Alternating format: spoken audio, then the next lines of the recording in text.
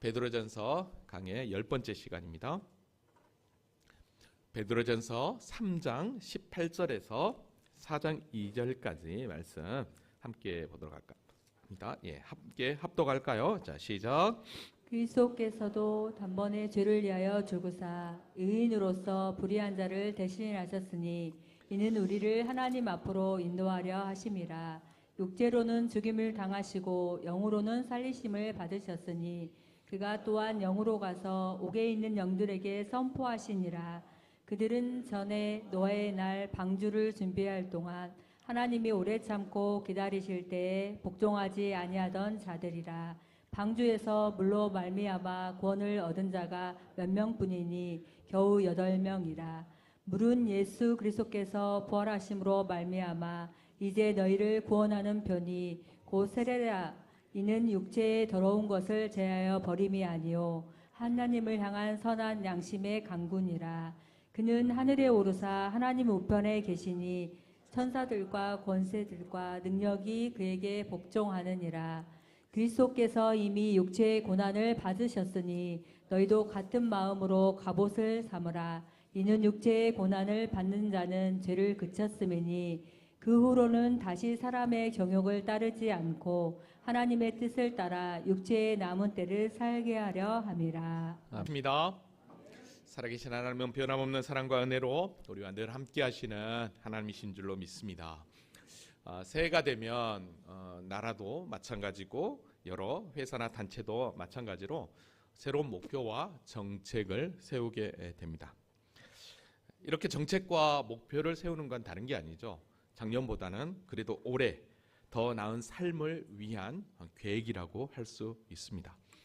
하나님의 교회도 표를 말씀이 삶으로 삶은 예배로라고 정한 이유도 이와 동일하다라고 생각을 합니다. 여러분 어떻습니까? 새해가 지난 지 벌써 좀 시간이 지났지만 올 한 해 여러분들의 기도 제목 그리고 어떤 또 목표들을 세우셨냐 이 말이죠. 여러분 어떤 목표와 기도 제목을 정하고 어떤 일을 시작하는 거하고 그냥 막연하게 되어진 시간 앞에 그냥 그렇지 뭐 라고 사는 삶하고는 여러분 현저한 차이가 있다는 걸 알아야 됩니다. 왜냐하면 벌써 마음가짐부터가 다른 거죠. 우리가 어떤 목표를 정하고 어떤 기도 제목을 갖고 시작하면 벌써 마음가짐이 그래 맞아 나는 이 목표를 향해 가고 있지 나는 이런 믿음으로 가고 있지 라고 할 수 있는 것입니다. 아무쪼록 하나님의 교회가 2025년을 시작하면서 말씀이 삶으로 삶은 예배로라는 표를 정한 대로 우리가 말씀과 기도로 무장하고 그리고 삶 속에서 거룩을 드러내고 삶이 예배로 하나님 앞에 영광 돌리는 저와 여러분이 될 수 있기를 주님의 이름으로 기도합니다. 자, 우리는 지금 계속해서 신약의 공동서신인 베드로전서를 함께 공부하고 있습니다. 그리스도의 삶이 어떤 삶인지를 함께 공부하고 있습니다. 인터넷에 설교만 제가 유튜브에 올리고 있는데요. 어떤 분에게 아는 분이 이렇게 문자가 왔더라고요. 지난주에 설교를 어떻게 들었는지 그리스도인의 삶으로서 어떻게 살아야 될 것인지 분명하게 목사님 가르쳐 주셔서 너무 감사합니다. 은혜 받았습니다라고 문자를 받았습니다. 그래요. 우리가 신앙생활을 할 때 내가 예수 믿는 자로 어떻게 살아야 될 것인지를 분명히 알고 신앙생활하는 거하고 그냥 교회만 왔다 갔다 하는 거하고는 여러분 천지 차이입니다. 그래서 우리가 바른 말씀 가운데 바른 믿음 가운데 서 있을 때 진짜 예수의 작은 제자가 되어 믿음의 길을 걸어갈 수 있다라는 거죠. 여러분 오늘 본문은요. 그리스도의 삶을 말씀하고 있지만 그러나 이 삶을 살도록 이끄신 그 예수 그리스도의 구원 그리고 그분이 어떻게 우리의 구원을 완성하셨는지를 분명하게 우리에게 소개하고 있는 것을 보게 됩니다. 그러니까 예수님께서도 이런 구원을 우리에게 허락해 주셨으니까 저와 여러분의 삶 가운데서도 특별히 베드로 사도가 초대교회 성도들에게 보낸 이 편지 가운데서도 너희들에게 어떤 고난이 온다 할지라도 소망을 잃지 말아야 될 이유가 무엇인지를 오늘 본문은 우리에게 분명하게 소개하고 있다라는 것입니다. 오늘 이 구원의 놀라운 고난 속에서도 소망을 잃지 말아야 될 이유를 오늘 말씀을 통해서 저와 여러분이 발견하여서 정말 2025년 한 해 우리에게 어떤 상황, 어떤 환경이 우리를 지배한다 할지라도 끝까지 믿음으로 전진할 수 있기를 주님의 이름으로 기도합니다. 자, 그러면 지난 시간 말씀을 잠깐 정리하고 오늘 본문으로 한번 들어가 볼까요? 지난 시간에는 세상 속에서 그리스도로 산다는 것은 어떤 삶인가를 우리가 함께 은혜를 나눠 보았습니다. 그리스도인은 수직적으로 하나님과의 관계도 중요하지만 그러나 수평적으로 인간과의 수직적인 관계도 너무너무 중요하다라고 그랬습니다. 그래서 이 수평적인 인간과의 그 관계에서는 다 같이 마음을 같이 하고 그 다음에 서로 동정하고 형제를 사랑하며 불쌍히 여기며 겸손하며 세상 사람들이 하는 방법이 아닌 악을 악으로 욕을 욕으로 갚지 않고 도리어 복을 빌는 자가 되라고 그랬습니다. 왜요? 왜 예수 믿는 즉 그리스도인들이 이런 삶을 살아야 된다고 얘기했습니까? 그건 다른 게 아니었습니다. 이를 위하여 저와 여러분이 부르심을 받았기 때문에. 아멘입니까? 또한 이 복을 이어받게 하려고 저와 여러분을 이렇게 구별시켜 주었다는 사실 우리는 분명하게 알 수 있습니다. 그러니까 그리스도의 삶은 즉 복과 즉 영생과 거룩한 삶은 분리될 수 없는 것이죠. 그래서 사도 바울도 분쟁으로 골머리를 앓았던 고린도 교회를 향해서 뭐라고 권면했습니까? 모두가 같은 말을 하고 너희 가운데 분쟁이 없이 같은 마음과 같은 뜻으로 온전히 합하라라고 이야기를 했습니다. 그러면서 베드로 사도는 시편 34편 말씀을 끌고 와가지고 구원받는 저와 여러분들을 향해 이렇게 얘기했죠. 생명을 사랑하고 좋은 날 보기를 원하는 자. 이게 정말 그리스도인이었죠. 생명을 사랑하고 좋은 날 보기를 원하는 그리스도인은 어떻게 하라고요? 혀를 금하고 악한 말을 그치고 그 입술로 거짓을 말하지 말고 악에서 떠나 선을 행하고 화평을 구하고 그것을 따르라고 분명히 이야기했습니다. 왜냐하면 하나님은 의인의 당신의 눈으로 의인을 향하시고 당신의 귀로 의인의 간구를 다 듣고 계시기 때문이었습니다. 그러기에 우리가 열심을 다하여 선을 행하면 결코 우리를 해할 자가 없다라고 그랬어요. 그래서 우리가 믿음 가운데 나아갈 때 세상이 우리의 육신을 어떻게 할 수 있지만 그러나 우리의 영혼의 구원만큼은 그 누구도 해할 수 없다는 걸 우리는 다시 한 번 더 발견할 수 있었습니다. 그래서 의를 위하여 고난을 받으면 정말 복 있는 자다. 그래서 절대로 우리를 공격하는 그 원수를 두려워하지 말고 근심하지 말고 오히려 더 그리스도를 주로 삼아 거룩하게 구별된 삶을 살고 그리고 혹여라도 우리의 그런 구별된 삶을 통해서 그 원수들이 우리에게 도대체 당신은 뭐 때문에 그런 삶을 사느냐라고 이야기할 때 온유하고 두려운 마음으로 그들에게 대답할 것을 준비하라고 그랬습니다. 그러면서 마지막 16절에 선한 양심을 가져라. 그리고 그 선한 양심을 통해서 오히려 더 종국에는 너희를 그렇게 비방하고 욕하는 자들이 주님 앞에 섰을 때 부끄러움을 당하게 될 것이다 라고 이야기하면서 마지막 17절에 이렇게 얘기했습니다. 선을 행함으로 고난을 받는 것이 하나님의 뜻일진데 악을 행함으로 고난받는 것보다 낫다. 즉 내가 잘못해서 고난받는 것은 당연한 거지만 그러나 하나님 뜻대로 살다가 고난받는 것은 오히려 그것이 유익이고 그것이 그리스도의 구원에 그 고난에 동참하는 거다라고 이야기하면서 결코 우리의 선한 양심이 무너지지 않고 우리가 세상에서의 기준이 되어서 원수들을 하여금 자신의 허물과 죄를 깨달을 수 있도록 하는 멋진 그리스도인이 되자, 진짜가 되자라고 지난 시간 말씀을 선포했던 것을 기억합니다. 어느 정도 정리가 되시죠? 아멘이죠? 자, 그러면 이제 오늘 본문으로 돌아오면 분명히 뭐라고 얘기했냐면 선을 행함으로 고난받는 게 하나님의 뜻이라고 그랬어요. 선을 행함으로 고난받는 것이 하나님의 뜻이다? 즉 예수 믿는 것 자체가 어쩌면은 초대교회 성도들에게는 고난이라고 그랬어요. 근데 그것이 하나님의 뜻이라고 이야기를 해요. 근데 여러분 보십시오. 우리 주님도 하나님의 뜻, 그 뜻을 쫓아 나아가기 위하여 뭘 했냐면 오늘 보면 18절부터 보니까 고난의 길을 걸어갔다라고 이야기를 합니다. 여러분 그러니까요. 성도에게 찾아오는 고난은 이거는 일부러 우리를 그냥 업신여기고 무너뜨리려고 하는 고난이 아닌 거였어요. 그러면 뭐 때문에 우리에게 고난이 찾아오느냐는 거예요. 근데 그 고난을 우리에게 찾아오지만 그 고난을 위해서 이미 우리 주님께서 어떤 삶을 살았는가를 본을 보여주셨다는 거죠. 그게 이제 오늘 3장 말씀이고 그리고 4장으로 넘어가면서 정말 너희가 이런 은혜를 받았으니 그 어떤 상황 가운데서도 흔들리지 말아야 돼라고 우리에게 이야기하고 있는 것을 보게 됩니다. 자, 그러면 오늘 본문이 주는 참된 의미를 함께 살펴보면서 진짜 그리스도의 삶의 방향을 온전히 설정하는 귀한 은혜가 있기를 원하며 이제 18절부터 한번 가보도록 하겠습니다. 자, 18절 다 같이 한번 읽어볼까요? 자, 시작. 인으로서 불의한 자를 대신하셨으니 이는 우리를 하나님 앞으로 인도하려 하심이라. 육체로는 죽임을 당하시고 영으로는 살리심을 받으셨으니. 아멘. 좀 더 쉽게 제가 세 번역으로 한번 봐볼게요. 그리스도께서도 죄를 사하시려고 단 한 번 죽으셨습니다. 곧 의인이 불의한 사람을 위하여 죽으신 것입니다.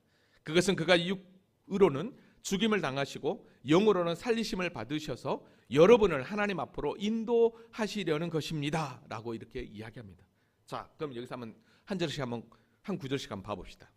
그리스도께서 단번에 죄를 위하여 죽으사라고 그랬습니다. 여러분, 우리 주님께서 단번에 죽으셨는데 그 단번에 죽으신 목적, 즉 십자가에 한 번 죽으셨는데 그 십자가에 한 번 죽으신 목적은 뭐였습니까? 죄를 위하여라고 했어요. 그러니까 예수님의 십자가의 죽음은 우리의 죄를 속하기 위한 대속적 죽음이었습니다. 아멘입니까? 그래서 로마서 6장 10절에 보면 그가 죽으심은 죄에 대하여 단번에 죽으심이요라고 분명하게 이야기를 합니다. 그러니까 히브리서에서 7장에서 이야기했던 것처럼 날마다 속죄 제사를 드릴 필요가 없는 것입니다. 왜요? 예수 그리스도가 단번에 자기를 드려 모든 속죄 죄를 다 완성하셨기 때문입니다. 아멘입니까? 그러니까 예수 그리스도께서 죄를 위하여 단번에 죽으심은 우리의 완전한 대속적 죽음을 십자가로 완성하셨다는 의미입니다. 아멘이에요?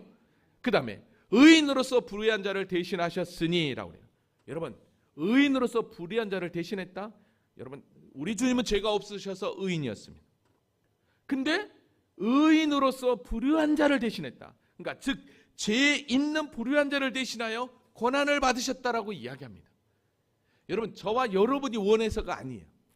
이건 하나님께서 친히 이 땅 가운데 인간을, 사람을 공의히 여기셔서 하나님의 아들 대신 그 독생자를 이 땅에 보내주셔서 죄 없는 그분이 불의한 우리를 대신하여 십자가를 지게 하셨다라는 거죠.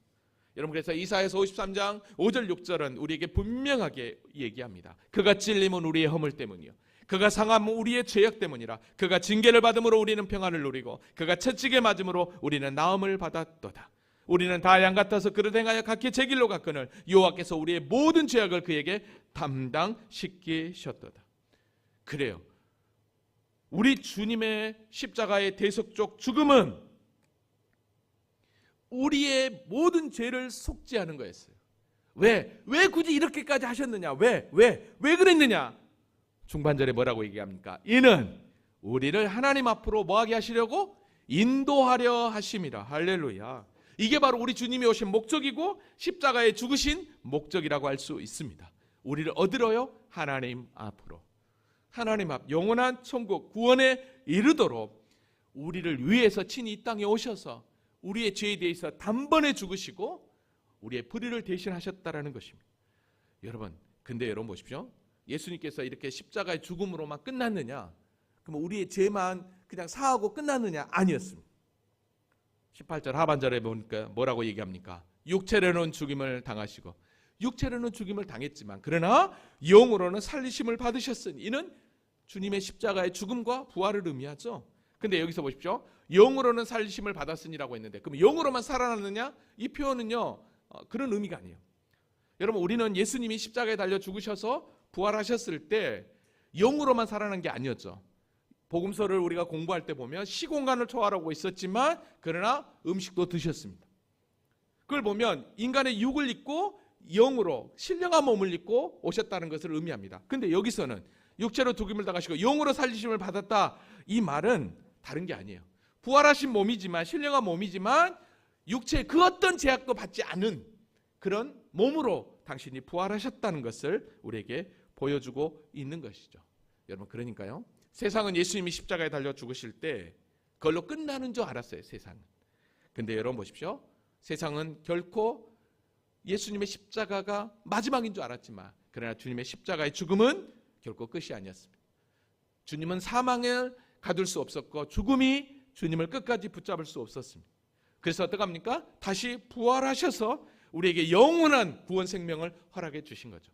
그러니까 저와 여러분도 예수 믿는 우리가 되어서 우리 주님께서 단번에 우리의 죄를 위하여 죽으심으로 우리를 하나님 앞으로 인도하신 건 죽음으로만 우리 주님이 끝난 게 아니라 다시 부활하셔서 영원한 생명을 허락해 주셨기 때문에 우리도 육체적으로 죽지만 그러나 나중에 우리 주님 재림하면 우리도 주님이 신령한 몸을 입고 부활하신 것처럼 우리도 그렇게 부활하여서 영원한 하나님 나라로 가도록 우리를 하나님 앞으로 인도하도록 그렇게 하나님께서 예수 그리스도를 통해서 우리에게 은혜를 베풀어 주셨다는 사실이에요. 아멘입니까? 그래서 고린도전서 15장 20절에서 23절을 보면 이렇게 이야기합니다. 그러나 이제 그리스도께서 죽은 자 가운데서 다시 살아나서 잠자는 자들의 첫 열매가 되셨도다. 그렇죠. 우리 주님께서 죽은 자들 가운데 가장 먼저 살아난 첫 열매가 되셨어요. 물론 예수님께서 죽은 자를 살린 자들도 있습니다. 나사로를 비롯하여. 그러나 그들이 영원히 살았습니까? 아니에요. 죽었습니다. 그러니까 우리 주님만이 영원히 죽지 않는 첫 열매가 되었던 거죠. 그러니까 우리도 어떻게 합니까? 여기서 첫 열매라고 하는 것은 그 다음 열매가 있다는 표현이잖아요. 그래서 23절에 그러나 각각 자기 차례대로 되리니 먼저는 첫 열매인 그리스도요 다음에는 그가 강림하실 때 그리스도에게 속한 자요. 할렐루야. 여러분 저와 여러분이 이런 존재인 줄로 믿습니다. 그래서 예수 그리스도의 십자가의 고난과 부활은 고난받는 우리에게 참 소망이고 구원이 되는 것입니다. 여러분 이 말씀을 고난 가운데 있는 초대교회 성도들이 들었을 때 어떤 생각을 했겠냐는 거죠. 그래 맞아. 우리 주님이 고난을 당하셨지만 그러나 십자가로 부활로 승리했던 것처럼 우리도 종국에는 부활 승리로 일어날 거야 라고 하는 그 믿음 때문에 화양장에 사자밥이 되고 그런 고난 가운데서도 승리하며 이길 수 있었던 것입니다. 아멘입니까? 아멘. 여러분 우리 주님께서요 우리를 구원하기 위해서 그냥 2000년 전에 이 땅에 성육신 이 땅에 오시는 걸로만 당신의 일을 끝내느냐 아니에요. 이미 우리 주님은요 이 땅에 오시기 전부터 당신의 구원 사역을 펼치셨어요. 여러분 그게 오늘 본문 19절입니다. 자 19절 같이 한번 읽어볼까요? 자 시작. 으로 가서 옥에 있는 영들에게 선포하시니라. 아멘. 여러분 이 성경 구절이 신약 성경 가운데 진짜 난해 구절이에요. 여러 가지 설이 있는데 잘 들으세요. 그가 또한 영으로 가서 옥에 있는 영들에게 선포하셨다. 옥은 지옥이거든요. 지옥에 있는 자들에 가서 복음을 전했다는 거예요.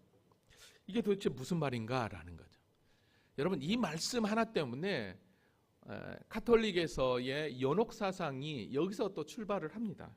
무슨 얘기냐면 여러분 카톨릭에서는요 우리는 죽으면 천국 지옥입니다. 그죠?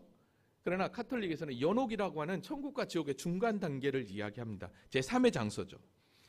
그래서 정말로 완전하게 순결하게 믿음을 잘 지키는 자는 당장 죽으면 천국 가요. 그리고 아주 큰 죄를 짓는 사람은 당장 지옥으로 간대요. 근데 중간 단계 완전히 순결하지도 않고 완전히 큰 죄도 짓지 않고 자기들이 얘기할 때 소죄라고 얘기해요. 완전히 큰 죄는 대죄라고 얘기하고 소죄라고 해요. 근데 죄는 뭐 큰 죄가 있고 작은 죄가 있습니까? 다 똑같지. 근데 그렇게 표현을 해요. 그래서 완전히 순결하지 못하고 소죄를 지은 자들은 그들의 영혼을 정화시키기 위해서 잠깐 중간 단계인 연옥에 갖다 둔다는 거예요.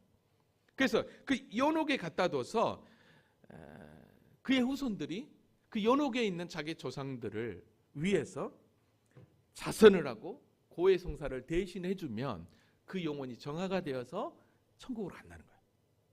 이게 말이 됩니까? 이게 희한하죠? 그래서 이 얘기하는 거예요. 그가 또한 영으로 가서 옥에 있는 영들에게 이때 우리 주님이 십자가에 달려 죽으시고 3일 동안 어디에? 무덤에 갇혔을 때 그때 옥에 가서 지옥에 가서 복음을 전했다는 거예요. 이거 어떻게 생각하세요? 이것 때문에 어떤 분들은 요한계시록의 말씀을 이렇게 푼 분들도 있어요. 십자가에 죽으시고 3일 동안 부활하기 전까지 그 삶이 바로 지옥에 가서 복음을 전하고 요한계시록을 썼다. 또 그렇게 또 책을 내신 분들도 있었어요. 정말 이상한 생각을 하는 분들도 있어요.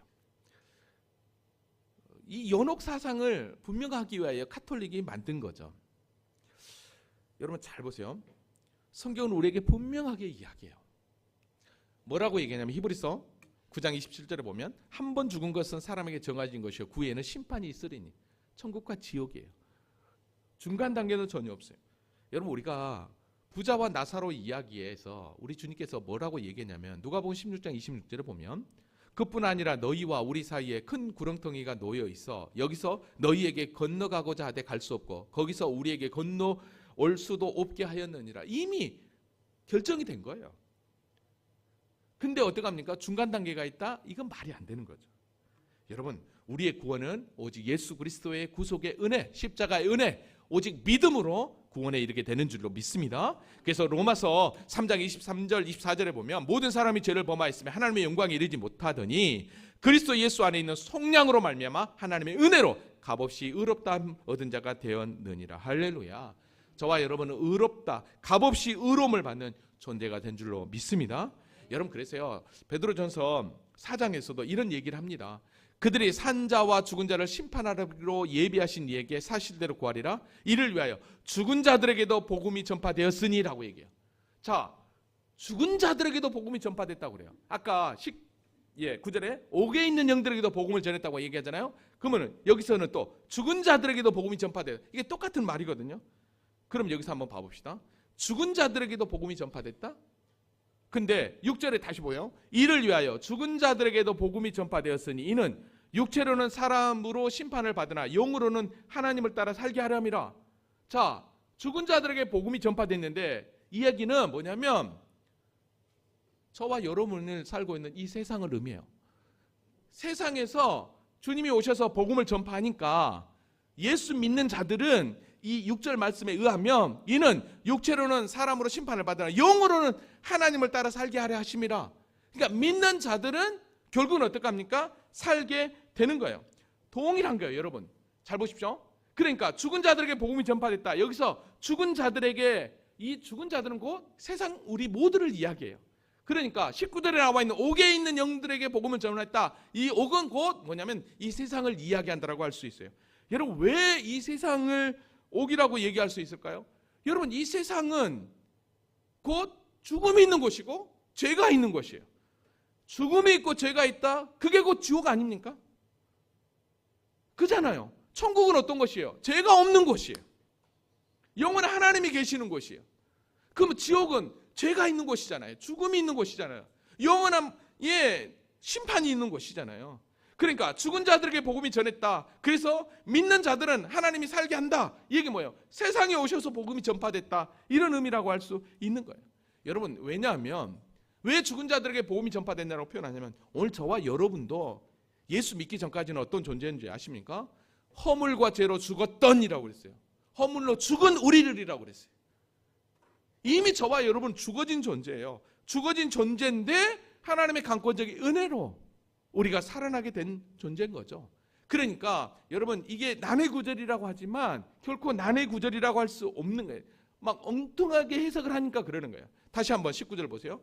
그가 또한 영으로 가서 옥에 있는 영들에게 선포하셨다. 그러면 영으로 가서 옥에 있는 영들은 세상을 의미해요. 세상에 있는 자들에게 복음을 선포했다라고 얘기해요. 영으로 가서.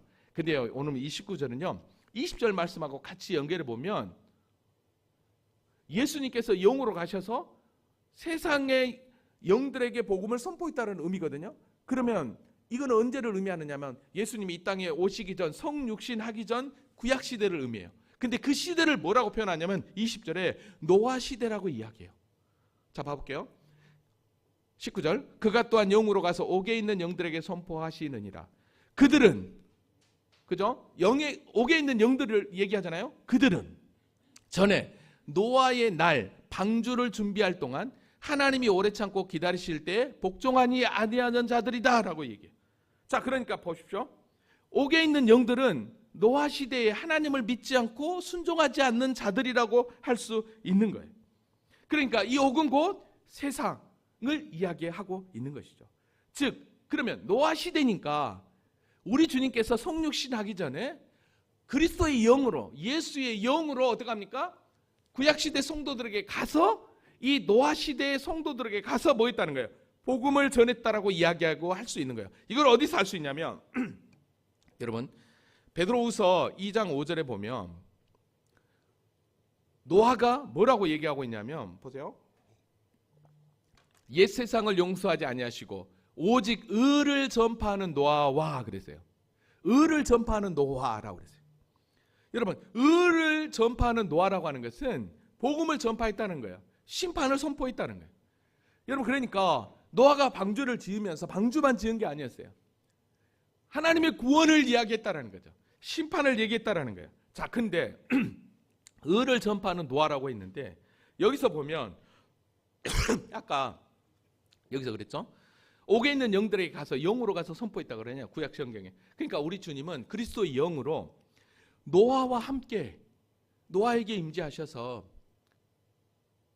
함께 주의 복음을 증거하도록 성령께로 역사하셨다는 거죠. 왜냐하면 요한복음에 보면 예수님께서 성령을 보내실 때 뭐라고 표현하고 있냐면 성령님이 오셔서 죄에 대하여, 의에 대하여, 심판에 대하여 세상을 책망하리라.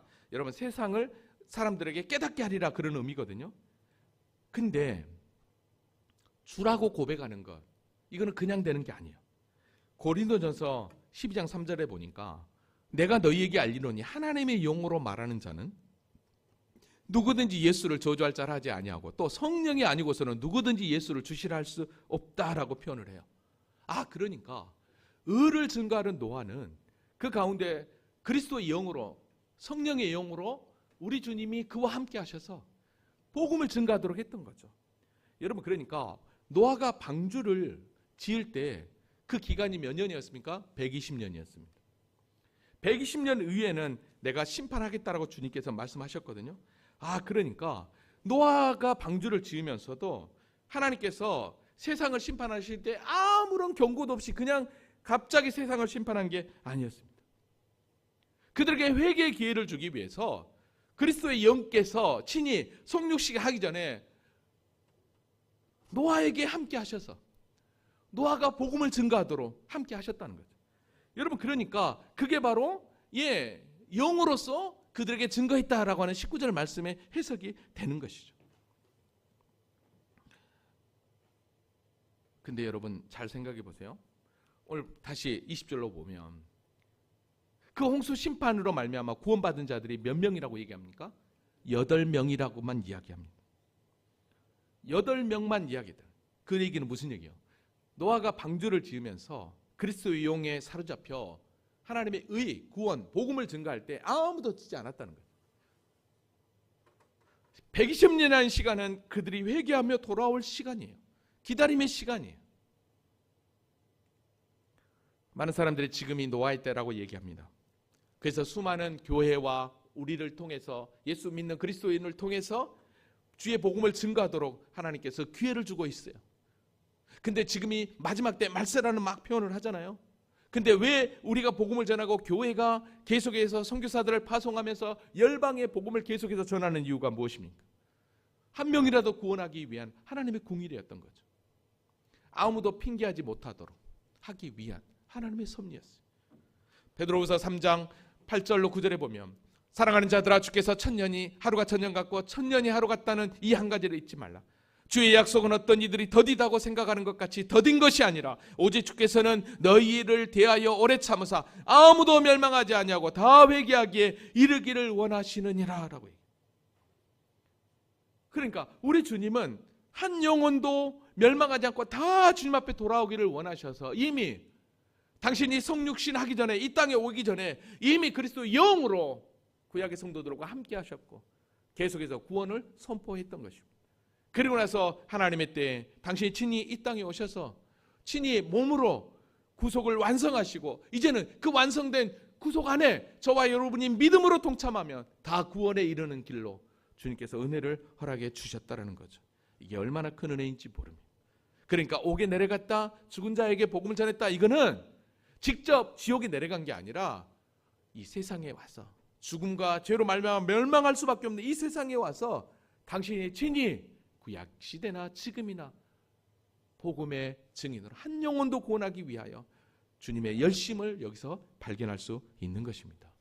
여러분, 그래서 이 옥에 내려가셨다라고 하는 이 표현 때문에 예전에 우리가 지금 고백하고 있는 이 사도신경 있잖아요. 이 사도신경 안에는 음부에 내려가셨으며라고 하는 표현이 있어요. 근데 그게 15세기 오면서 이게 없어져 버렸는데, 이것 때문에 우리가 지금 웨스트민스터 신앙 고백서를 우리가 한번 공부한 적이 있는데, 하이델베르크 신앙 고백서에 이런 질문이 있어요.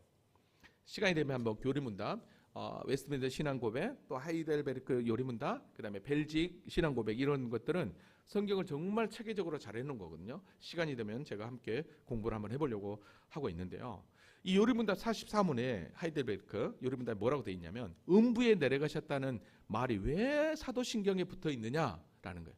왜 그랬느냐라고 했을 때 답이 이렇게 되어 있어요. 내가 큰 고통과 중대한 시험을 당할 때에도 나의 주 예수 그리스도께서 나를 지옥의 두려움과 고통으로부터 구원하셨음을 확신하고 거기에서 풍성한 위로를 얻도록 하기 위함입니다. 그분은 그의 모든 고난을 통하여 특히 십자가에서 말할 수 없는 두려움과 아픔과 공포와 지옥의 고통을 친히 당하심으로써 나의 구원을 이루셨습니다. 이게 봐요. 음부에 내려갔다는 거예요. 결국은 지옥 간 게 아니라 우리를 구원하기 위해서 어떻게 합니까? 지옥에 친히 오셔서 지옥의 삶을 산 거예요. 여러분, 사실요, 예수님이 이 땅에 내려오셨다, 하늘 보좌를 버리고 이 땅에 내려오신 것 자체가 지옥이죠. 왜냐하면 철저하게 자기 부인과 자기 비하의 삶, 그리고 죽음, 무덤, 지옥을 다 겪으셨던 거죠. 지옥을 다 겪으셔서 어떻게 합니까? 십자가로 완전한 구속을 이루어 주셨던 거죠. 자, 그거 한번 봐보세요. 그러면 십자가로 완전한 구속을 다 이루셨기 때문에 마지막 우리 주님께서 십자가에 달려 죽으실 때 뭐라고 그랬습니까? 다 이루었다라고 그랬어요. 다 이루었다는 건 뭐예요? 십자가 이거 외에는 이제 다른 방법이 없다. 다른 너희를 구원할 방법은 이거 외에는 없다는 선언이에요. 근데 다 이루었다 해놓고서 지옥에 내려가서 복음을 전했다? 그러면 죽어있는 자들에게 이거는 말이 안 되는 거죠. 그러니까 예수 그리스도의 십자가와 부활은 우리의 완전한 구속이고 완전한 부활의 참 소망인 것을 우리에게 이야기를 합니다. 아멘이에요. 그래서 오늘 보면 다시 20절에 와보면 방주에서 물로 말미암아 구원을 얻는 자가 몇 명뿐이냐? 8이라고 그랬어요. 여러분, 여기서 방주, 홍수의 물은 원래 일반적인 이 물은 유대 배경의 적으로 보면 은혜를 상징하지만 이 홍수의 물, 홍수는 이건 심판을 상징하잖아요. 저주의 물이라고 표현할 수 있어요. 이 홍수의 물의 심판은. 자, 그러면 그 저주의 물에서 구원받은 자들이 8명이었어요. 근데 그 저주의 물, 심판의 물에서 구원받았어요. 어떻게 구원받았죠? 이 8명이 어떻게 구원받았어요? 방주 안에 탔기 때문에 구원을 받았잖아요. 그러면 저주의 물, 심판의 그 물에서 8명이 구원받은 건 방주 안에 있었기 때문입니다. 그러면 이 방주는 뭘 상징하겠습니까? 바로 예수 그리스도를 상징하는 거예요. 그러니까 예수 그리스도 안에 있는 자들은, 예수 그리스도를 믿는 자들은 그 어떤 세상의 심판과 저주에서도 다 뭐함을 받을 수 있다? 구원함을 받을 수 있다라고 이야기하고 있는 것이죠. 여러분, 그래서 21절에 이렇게 얘기합니다. 물은 예수 그리스도께서 부활하심으로 말미암아 이제 너희를 구원하는 편이 곧 세례라. 구원하는 표를 세례라고 의미를 해요. 여러분, 지금 여기서 홍수의 물을 지금 세례로 의미를 해요. 여러분, 홍수의 물이 방주를 뜨게 했어요. 근데 방주 안에 탄 8명은 다 살았어요. 근데 중요한 사실은 방주에 타지 않는 나머지는 어떻게 됩니까? 다 죽었어요. 그 얘기는 무슨 얘기예요? 구원과 심판은 함께 임한다는 거죠. 구원과 심판은. 그러니까 구원과 심판의 키는 누구에게 있다? 예수 그리스도에게 있다는 걸 여기서 이야기하고 있는 거예요. 그래서 예수 그리스도를 믿는다는 표가 무엇입니까? 저와 여러분이 세례로 증명을 하는 거죠. 여러분, 아무나 세례를 받는다고, 무조건 세례 받는다고 해서 여러분 구원 받는 거 아니에요. 세례라고 하는 건 무엇입니까? 옛사람이 죽고 다시 새 사람으로 태어나는 것을 상징하게 되는 거잖아요. 그래서 그 세례라고 하는 것은 예수님이 내 죄를 대신해서 십자가에 죽으시고 나는 그분으로 말미암아 사는 존재가 되었다, 구원받은 하나님의 자녀가 되었다, 이 믿음 하에 그 믿음을 통해서 어떡합니까? 우리가 세례를 받는 거죠. 그래서 이 표현을 하고 있는 거예요. 물은 예수 그리스도께서 부활하심으로 말미암아 이제 너희를 구원하는 편이고 세례라.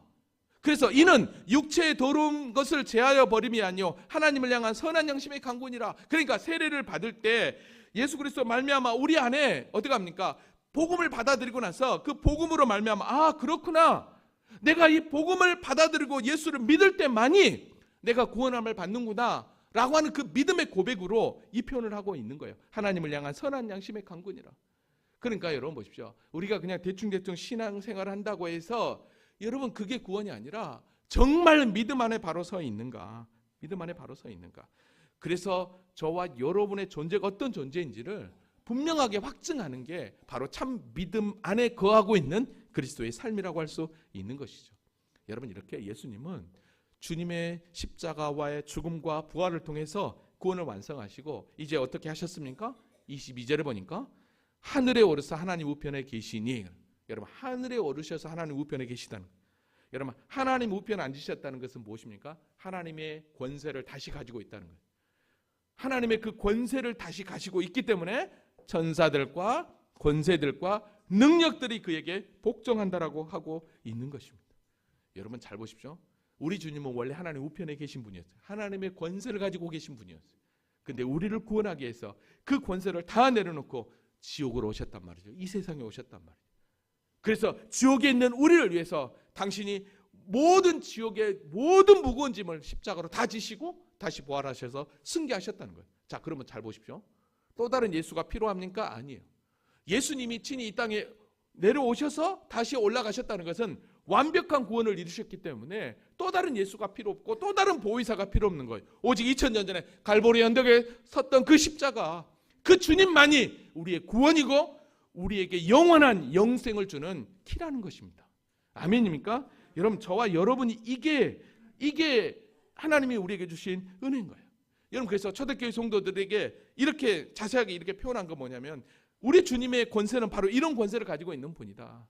그래서 너희에게 지금 어떤 환난과 핍박이 온다 할지라도 흔들리지 마. 결코 요동하지 마. 왜? 그런 영광을 얻은 존재가 우리를 구원하셨고 우리도 종국에는 그 영광 안에 들어간다라고 여러분 이걸 얘기하고 있는 것이죠.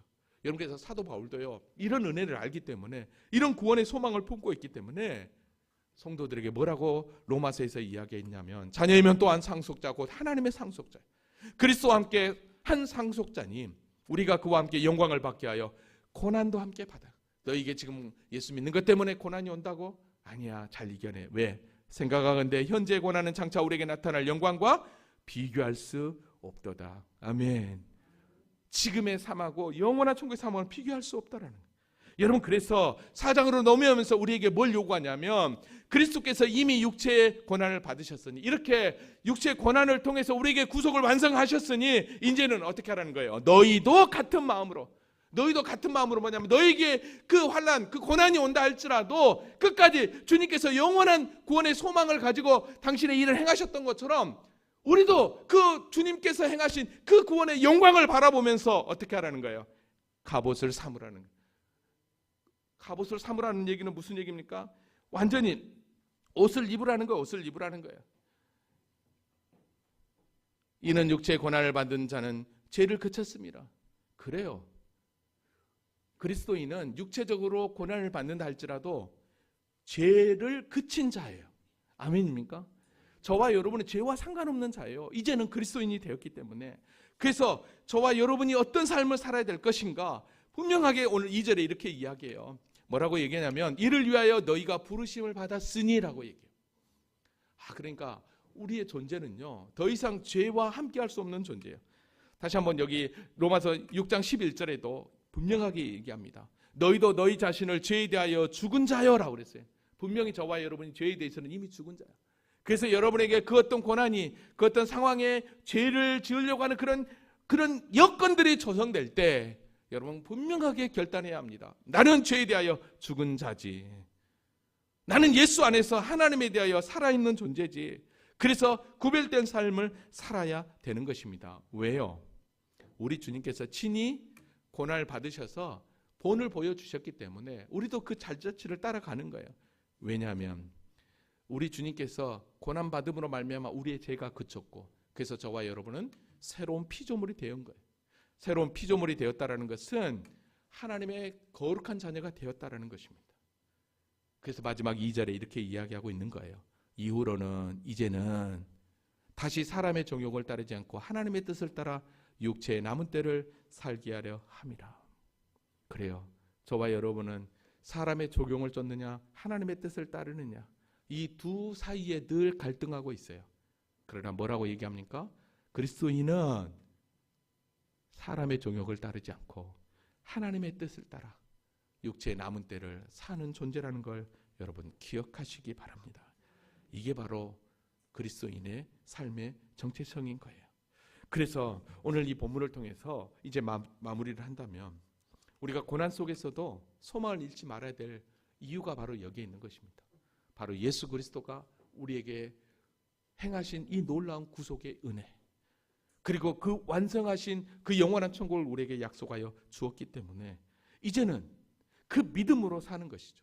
여러분, 초대교회 성도들이 이 믿음 때문에 순교의 자리로 나아갈 수 있었고, 그들의 증거가 지금도 우리에게 유효하게 여러분 말씀으로 여러 가지 흔적으로 우리에게 보여주고 있는 것을 보게 됩니다.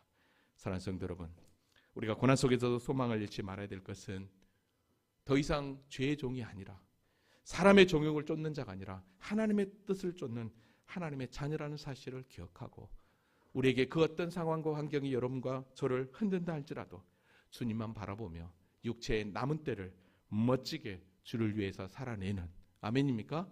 그래서 말씀이 삶으로, 삶이 예배로 저와 여러분을 온전히 이끌도록 그렇게 승리하며 나아가는 우리 모두가 될 수 있기를 주님의 이름으로 기도합니다. 그래서 힘들고 어려울 때 기도하라는 것입니다. 아멘.